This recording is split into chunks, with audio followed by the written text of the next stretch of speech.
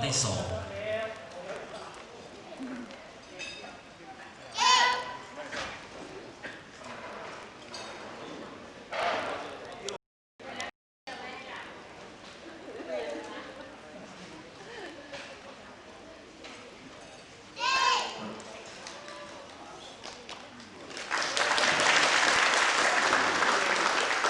อันนี้ก็เป็นการแสดง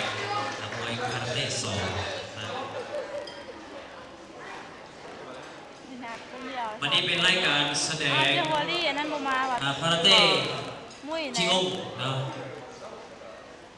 จากร้านนำไปพรนิชิดะร้านนัทพล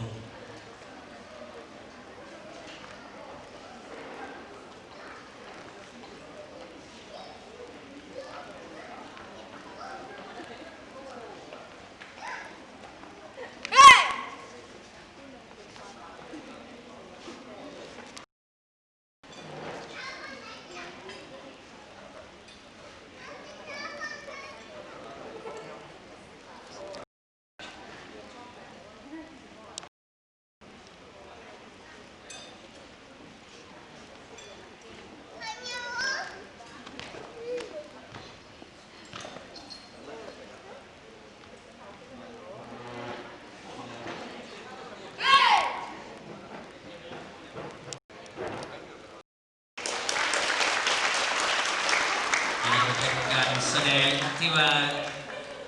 ความสามารถเฉพาะตัวของร้านน้อยของพวกเราเนาะแต่เพื่อนกันมาคนรุ่นหนุ่มเล่นกีฬาเนาะแล้วก็ติดพันกับการศึกษาการเรียนอันนี้